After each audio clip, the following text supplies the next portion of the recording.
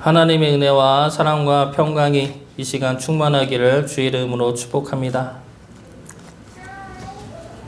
월드컵이 얼마 전에 끝났는데 우리나라 축구는 조별 예선에서 탈락을 했습니다. 그래서 많은 축구 팬들이 분노를 했는데, 분노한 이유는 단순히 성적이 안 좋아서가 아니죠. 감독 선임 과정부터 불공정했기 때문에 지금 축구 팬들의 분노가 일어난 것입니다. 그때 감독을 선임할 때 감독 후보군에 제시 마치 감독도 있었고 거스 포엣 감독도 있었습니다. 이 두 감독 모두 능력 있는 감독이었고 우리나라 감독에도 관심이 있었는데 축구협회가 이들을 거절을 했던 것이죠. 그런데 이 감독, 두 명의 감독 모두가 이번에 자신의 능력을 입증을 했습니다. 제시 마치 감독은 캐나다 감독이 되어서 캐나다를 최초로 32강에 오르게 했고, 거스 포엣 감독은 우리나라 전북 감독으로 와서 첫 해의 K리그 우승을 차지했습니다. 이런 능력 있는 감독이 우리나라 감독이 될 수 있었다는 것을 생각하면 지금 우리나라 월드컵 결과가 더 아쉽게 다가오는 것 같습니다. 축구 선수는 자신의 능력도 중요하지만 어느 감독을 만나느냐도 중요한 것 같습니다. 박지성 선수는 히딩크 감독과 퍼거슨 감독을 만나서 자신의 능력을 꽃피울 수 있었고, 손흥민 역시도 포체티노 감독을 만나서 실력이 더 좋아졌습니다. 그리고 이강인 선수도 아기레 감독을 만나서 지금 자신의 실력을 만개할 수가 있었죠. 그래서 어느 감독을 만나느냐에 따라 자신의 실력을 다 드러낼 수도 있고 그렇지 못할 수도 있다는 겁니다. 오늘 말씀은 우상과 하나님을 비교하면서 하나님이 참된 하나님임을 증명하는 말씀입니다. 이것은 우리가 누구를 믿고 따르느냐의 문제이죠. 축구 선수들이 좋은 감독을 만나면 자신의 실력이 올라가는 것처럼 우리 또한 누구를 믿고 따르느냐에 따라서 우리 영혼이 잘 되고 못 될 수가 있습니다. 그러나 이것은 좋은 감독을 만나는 것보다 더 크고 중요한 문제입니다. 우리의 생명이 걸린 일이고 우리 영혼의 잘됨이 걸린 일이기 때문이죠. 우상을 믿고 따름의 끝은 죽음이고 멸망입니다. 하나님을 믿고 따르는 것만이 생명이고 영생이죠. 오늘 말씀 통해 우상과 하나님이 무엇이 다른지 살펴보고 하나님을 믿고 따름으로 하나님 품 안에 영원히 거하는 주의 자녀 되시기를 주의 이름으로 축복합니다. 먼저 우상과 하나님의 차이점은 무엇입니까? 우상은 무능한 반면에 하나님은 전능하십니다. 2절 말씀 보겠습니다. 여호와께서 이와 같이 말씀하시되 여러 나라의 길을 배우지 말라. 이방 사람들은 하늘의 징조를 두려워하거니와 너희는 그것을 두려워하지 말라. 여기서 여러 나라의 길은 우상 문화를 말합니다. 하늘의 징조를 두려워한다는 것은 하늘의 별을 보고 길흉화복을 점치는 풍습에 대한 말씀이죠. 이런 우상 문화는 우리나라에도 있습니다. 예를 들면 문지방을 밟으면 복이 날아간다거나 제사 음식을 먹으면 안 좋은 일이 생긴다거나 이런 말들이 있죠. 빨간 펜으로 이름을 쓰면 죽는다거나 숫자 4자는 죽음의 숫자라는 말도 있죠. 그래서 지금도 엘리베이터 층수를 보면 4층이 없습니다. F층으로 되어 있죠. 그런데 실제 그렇습니까? 문지방을 밟아도 상관은 없죠. 제사 음식을 먹어도 부정하지 않습니다. 귀신이 먹다 남은 음식이라 안 좋다고 하는데 귀신 자체가 허구이죠. 기독교에서 죽은 자는 귀신이 될 수가 없습니다. 죽은 자는 모두 하늘에 올라가 하나님 앞에 서게 됩니다. 그런데 귀신은 실제로 존재하죠.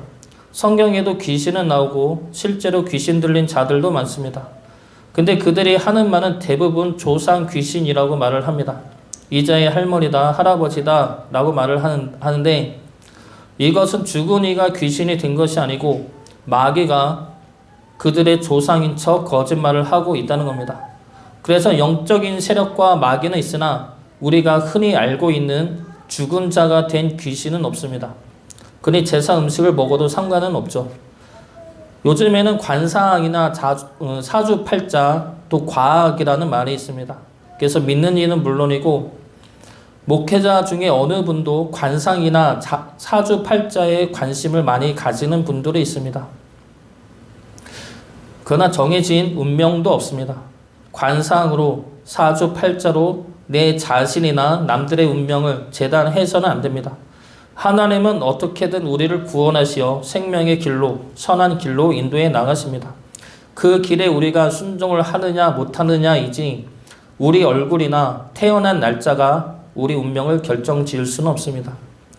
하나님은 그 모든 우상들은 헛된 것들이니 두려워하지 말라 말씀하십니다. 5절 말씀 보겠습니다. 그것이 둥근 기둥 같아서 말도 못하며 걸어 다니지도 못하므로 사람이 메어야 하느니라. 그것이 그들에게 화를 주거나 복을 주지 못하나니 너희는 두려워하지 말라 하셨느니라. 그것은 이스라엘이 믿고 섬기는 우상들을 말합니다. 그 우상 신상을 새겨서 만들었는데 그것은 말도 못하죠. 걸어 다니지도 못해서 사람이 메고 다녀야 합니다. 그것들은 또한 화를 주지도 못하고 복을 주지도 못합니다. 그러면 그것들을 두려워할 이유가 어디에 있습니까? 전혀 두려워할 것이 못 된다는 것이죠. 지금도 우상은 여전히 이 땅 가운데 존재합니다. 물질이 우상이 될 수도 있고 출세나 권력이 우상이 될 수도 있습니다. 이 우상들은 우리에게 두려움을 주고 있습니다. 자기를 믿고 따르지 않으면 복이 날아가고 안 좋은 일이 생기고 세상에서 뒤처지고 파멸에 이를 수 있다 말합니다. 그리고 그러한 말들로 우리를 올가매고 우리를 두렵게 만들죠. 그런데 그러한 두려움의 말들은 모두가 다 허상들입니다. 그리고 그 두려움보다 하나님의 전능하심이 더 크고 강하십니다. 6절 말씀 보겠습니다. 여호와여 주와 같으니 없나이다. 주는 크시니 주의 이름이 그 권능으로 말미암아 크시니이다. 이 말씀에서 권능은 출애굽할 때 보여주신 하나님의 크신 능력을 의미합니다. 하나님은 애굽에서 내린 10가지 재앙을 통해 이스라엘을 올가매고 두렵게 했던 애굽의 모든 신들을 무너뜨리셨습니다. 그러므로 애굽의 신들이 허구임을 드러냈고 하나님의 권능을 드러내셨습니다. 우리 애들이 무서운 거 보고 귀신을 무서워할 때 해주는 말이 있습니다. 예수님이 다 이겨. 예수님이 제일 세. 이런 말을 해줍니다. 그런데 우리 애들은 이런 말보다는 엄마가 안아주는 게 더 안심이 되는 것 같기는 합니다. 그래도 우리에게는 하나님은 전능하시다는 말이, 하나님의 권능이 가장 크다는 말이 믿음과 평안의 말로 들려질 수 있기를 바랍니다. 두려울 때마다 세상이 두렵고 앞날이 두렵고 여러 상황과 환경들이 두려울 때마다 그 두려움보다 하나님의 권능과 전능하심이 더 크심을 믿고 붙들 수 있기를 바랍니다. 그 하나님이 우리와 함께 하심을 믿음으로 붙드시어 그 두려움을 이겨내시길 주의 이름으로 축복합니다. 두 번째로 우상은 무지한 반면에 하나님은 왕 되십니다. 그래서 우상을 통해 배울 것은 없지만 하나님은 왕 되시기 때문에 우리가 믿고 순종해야 합니다. 8절 말씀 보겠습니다. 그들은 다 무지하고 어리석은 것이니 우상의 가르침은 나무뿐이라. 우상에게 배울 수 있는 것은 그것은 나무라는 사실 하나입니다. 그 외의 것들은 다 무지하고 헛된 것들이죠. 9절 말씀 보겠습니다. 다시스에서 가져온 은박과 우바스에서 가져온 금으로 꾸미되 기술공과 은장색의 손으로 만들었고 청색, 자색 옷을 입었나니 이는 정교한 솜씨로 만든 것이거니와. 우상은 기본이 나무입니다. 그리고 그 위에 은과 금으로 아무리 아름답게 꾸미고 치장을 해도 결국은 나무이죠.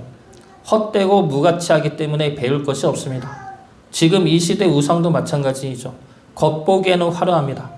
아름다워서 우리로 하여금 혹하게 만듭니다.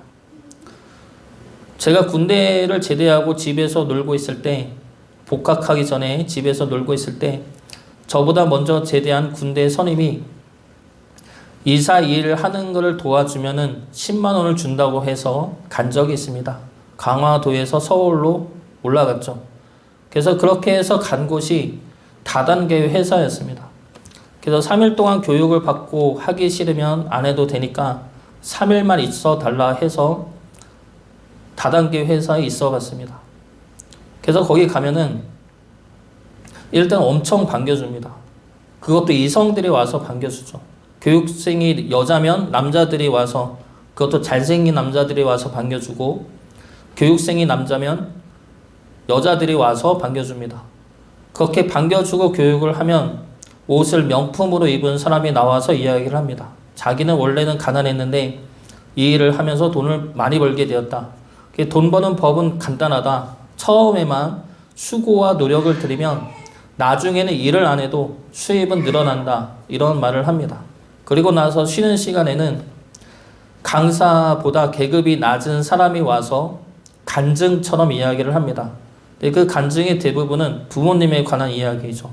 이 일을 하게 된 계기가 부모님 편하게 해드리고 싶었다고, 이 일을 하면서 부모님에게 용돈 안겨들어서 너무나 감사하다고, 그동안 부러워만 했는데 이 일을 통해 우리 엄마 아빠의 웃는 얼굴을 보게 되었다. 뭐 이런 식의 이야기를 합니다. 그리고 그렇게 3일의 교육이 끝나고 나서 일을 하겠다고 하면 대출을 받아야 합니다. 대출 받고 나서 일을 시작하는 것이죠. 그래서 저는 대출 받기 싫어서 3일만 교육을 받고 나왔습니다. 근데 이들이 사람을 유혹하는 것을 보면은 먼저 이성을 통한 유혹이 들어가고, 명품과 물질을 통한 유혹이 들어가고, 마지막에는 부모님을 위한 사랑으로 유혹을 합니다. 우리가 유혹당할 만한 것들을 다 이용해서 우리를 유혹하는 것이죠. 그렇지만 실제는 어떻습니까? 우리의 돈을 빼앗아 가는 겁니다. 우상은 우리를 이렇게 유혹을 하고 있는 것이죠. 우리의 성적인 쾌락으로 유혹을 하고, 물질로 유혹을 하고, 가족을 위한 사랑의 마음을 이용합니다.